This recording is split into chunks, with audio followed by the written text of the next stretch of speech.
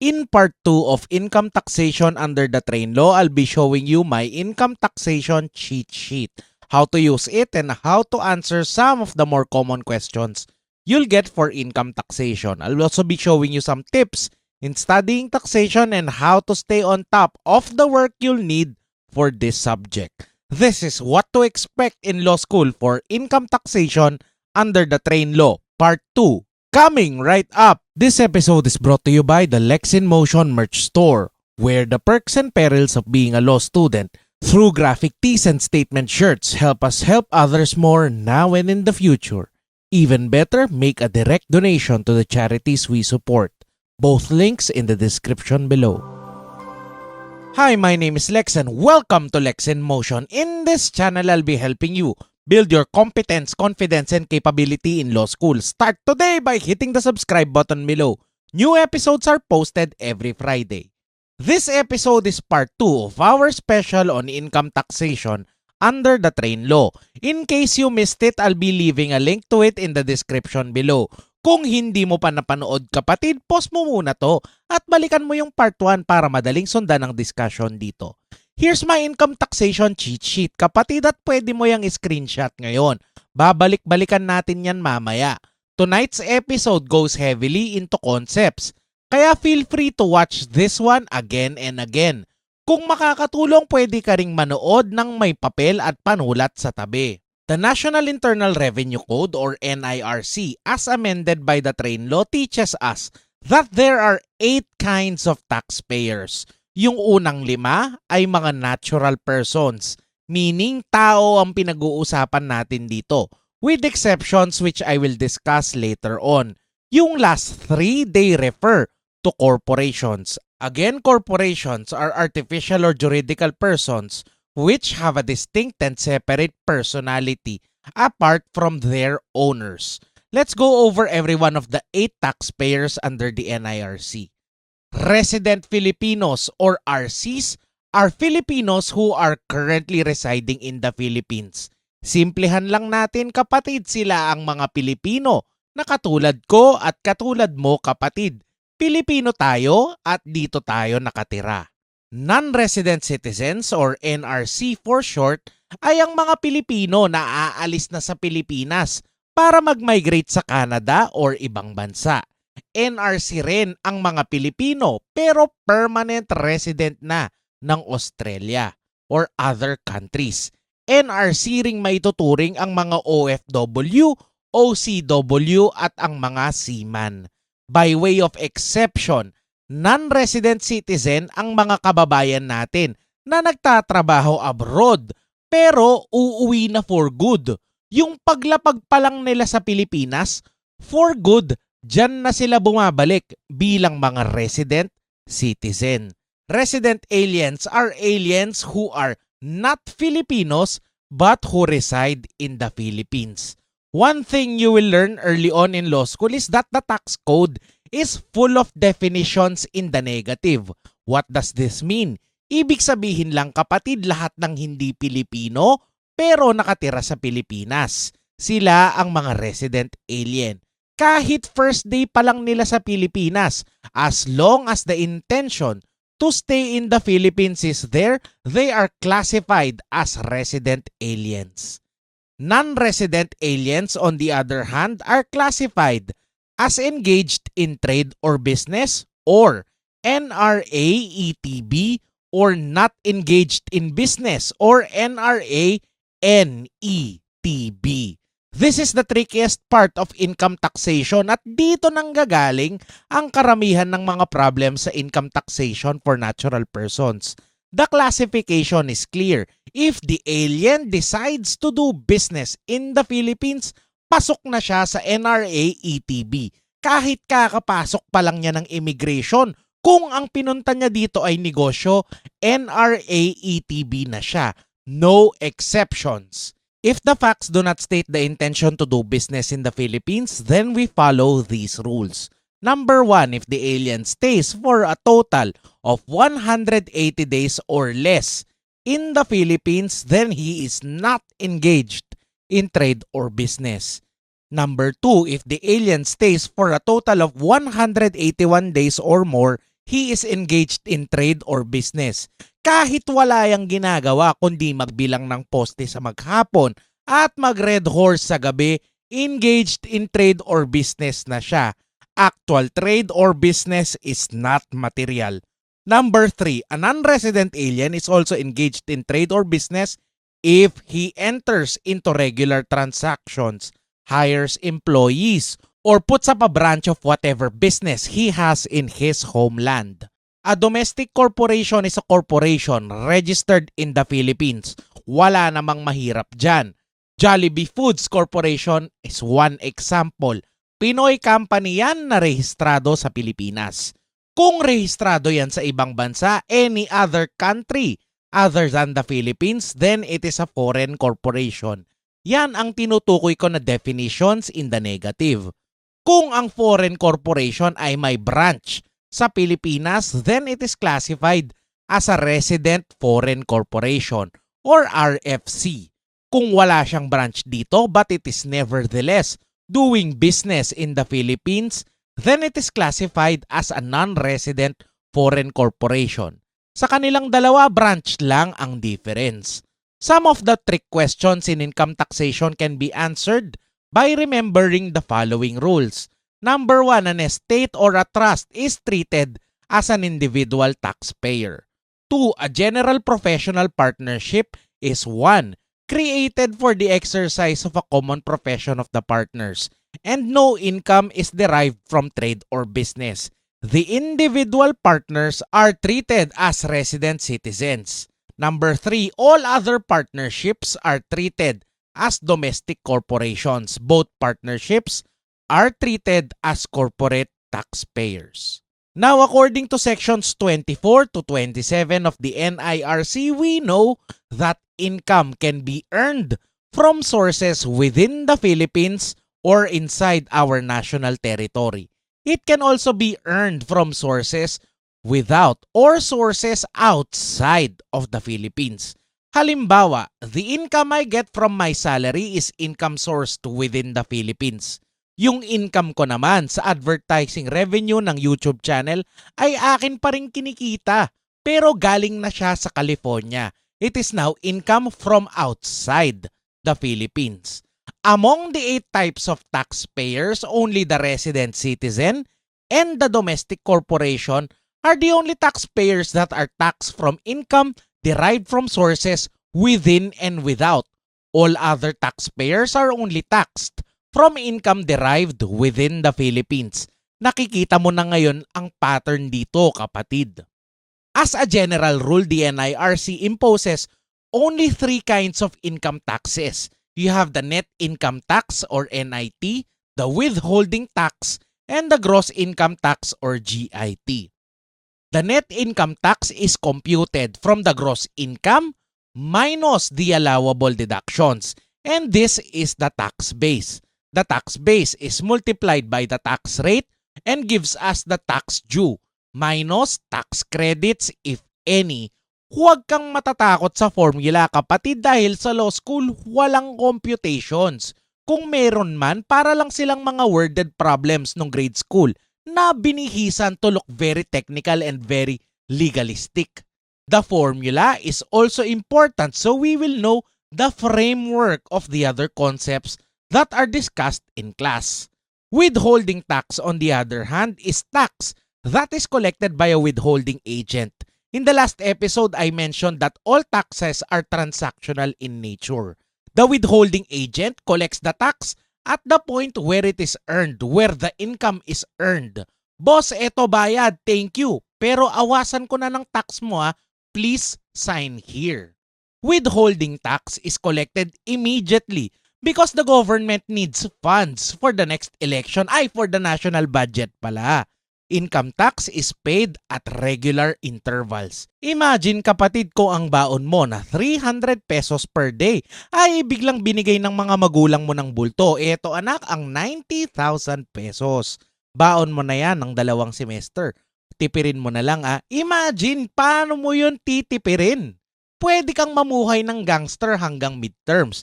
Pero mamubulubri ka naman bago matapos ang finals ng second sem. This is the purpose of withholding tax. This is the purpose of withholding taxes. They are there to provide the government some funds on a monthly or regular basis. Creditable withholding tax appears as the tax credits in our earlier formula. The source is usually compensation. Expanded withholding tax is the same, pareho lang, pinalitan lang ng pangalan. But the source is not compensation. Most important of the kinds of withholding taxes is the final withholding tax or FWT. Under FWT, no further taxes are to be collected. Gross income tax, on the other hand, is the tax on all of the income. There are no allowable deductions and I'll show you why in a minute. Section 24 of the NIRC classifies income into 4 sources. The easiest to remember is Section 24A because it covers everything. If it is not taxable under Section 24B, C, or D, then it is taxable under Section 24A. Ganid talaga ang gobyerno at hahanapan ka talaga ng kung anong maitatax sa'yo. That is the purpose of Section 24A. Section 24B covers all sources of passive income. Heto ang kinikita mo kapatid ng hindi mo pinaghihirapan. Pasok sa Section 24B ang bank deposits in the Philippines, dividends, prizes or winnings, and royalties. I have given you illustrations and examples of these in the last episode. Isa pang source ng mga trick question dito ay yung mga interest sa bangko. Tandaan na local banks lang ang covered dito. Dividends under Section 24B are limited to those declared by domestic corporations and multinational companies, which are effectively earned on Philippine soil. Dividends from foreign corporations are excluded under Section 24B and therefore, it is Section 24A that is applicable. Kung wala sa B, wala sa C, wala sa D, balikan mo. Sigurado nasa 24A. Prizes and winnings begin from 10,000 pesos. 10,000 pesos pataas, we apply Section 24B. If the raffle prize is 9,999 pesos, 0.99 centavos or below, then it is taxable not under Section 24B but under Section 24A. Last concept kapatid before we go into some examples. Sections 24C and Section 24D cover the sale of assets. Assets are typically classified as capital assets or as ordinary assets. Section 39 defines capital assets in the negative. If it is not among the following, then it is a capital asset. Ordinary assets are those that are used in trade or business. Ordinary assets are number 1, stocks in trade. 2, property included in the taxpayer's inventory. 3, property held primarily for sale to customers in the ordinary course of trade or business. Number 4, property used in trade or business, subject to depreciation under Section 34F. And number 5, real property used in trade or business. Kung wala sa listahan ng Section 39, then the property is classified as capital asset. The exception is the taxpayer who is engaged in real estate business. All of his assets will remain forever as ordinary assets. Section 24C covers the sale, barter, exchange, and other disposition of stocks not traded in the stock exchange. Do not be confused by the wording of the law. All this means, kapatid, is that it is a person-to-person transaction. May stocks ako ng Metrobank. Binili mo yung stocks ko ng Metrobank. That is covered by 24C. We did not go through the stock exchange. If the stock belongs to a foreign corporation, the applicable tax, again, is not Section 24C, but Section 24A. For all sales that result to losses, the applicable tax is donor's tax under Section 100.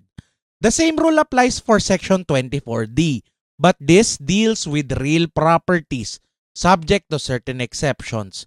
When you look at the table, you will find that there are 2 excess here. Resident foreign corporations and non-resident foreign corporations cannot be taxed for the sale of real property because they cannot own real property.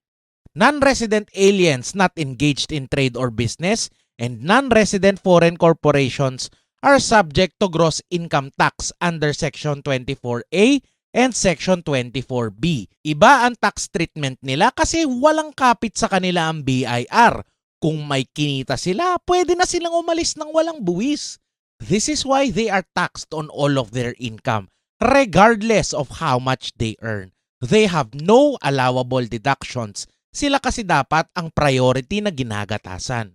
Kung OFW ang tito mo at may time deposit siya sa States at inuwi ngayon sa Pilipinas, ngayong summer vacation, yung kinita lang niya, yung interest ng time deposit niya, inuwi niya para sa summer vacation. Ano ang tax liability niya? First, is it income?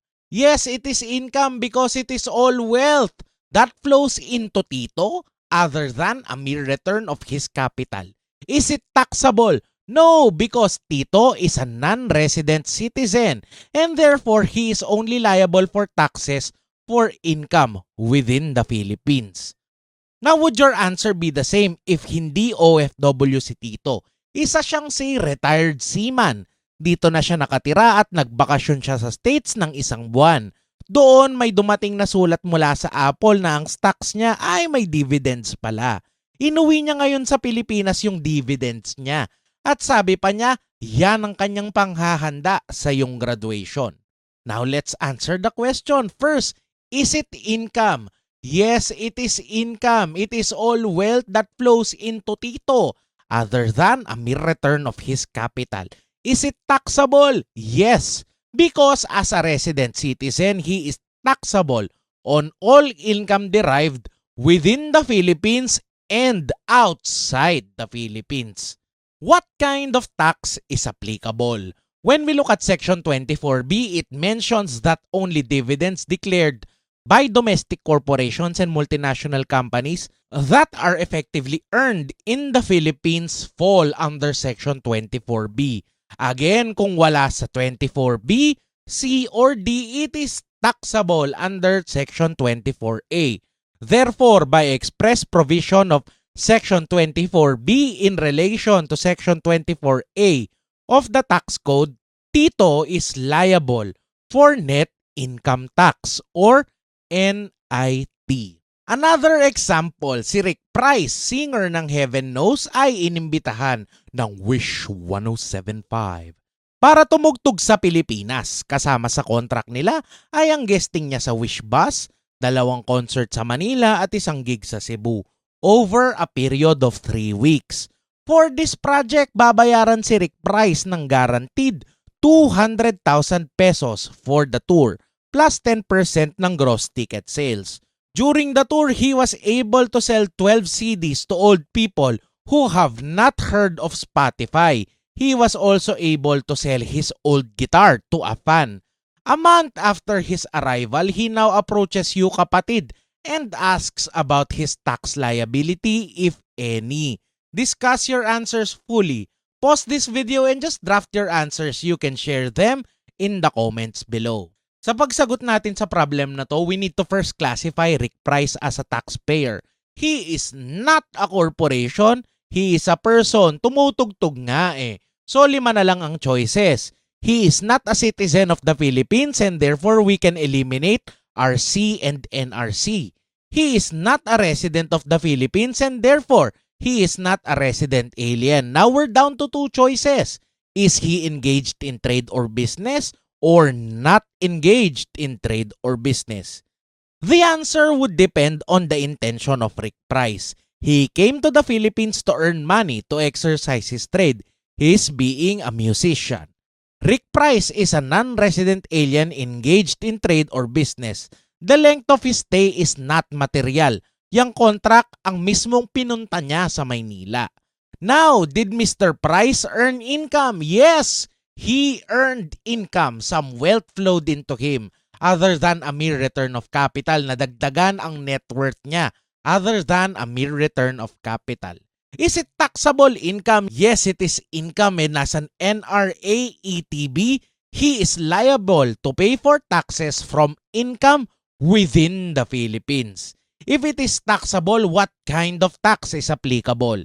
He is liable for net income tax or NIT under Section 24A of the NIRC for the services he rendered, for the commissions of the tickets, for the 12 CDs he sold, and for the old guitar. When you study income taxation, focus on the exceptions, the deductions, and all the times the general rules do not apply. Some professors take pride in giving us problems na si sir or si ma'am lang ang may sagot at ang buong klase ay mali. Ay, kinagwapo, kinaganda ba nila to? Your guess is as good as mine. Second, always try to answer every question using the framework of transactions. Always ask if it is income, if it is taxable, and consult the cheat sheet for the applicable tax. The rates vary and there could be more changes coming soon. Do not be afraid if you do not know the rates. Ang importante lang sa klase ay at least alam mo kung taxable or hindi at kung alin sa apat or alin sa mga exceptions ang applicable. In case of doubt, taxable yan. Go ahead and score the 2 points for the effort. Alam ko paulit-ulit yung framework kapatid, but this, the step-by-step process of answering will allow you to avoid any trick questions. Next week, let's take a break from what to expect in law school. Instead, let's talk about how you can improve your note-taking skills for law school success. Salamat kapatid kung inabot mo ang ending ng episode na to. Alam ko very heavy on concepts. And thank you so much for watching. Like and share this video for good law school karma. And I will see you next Friday.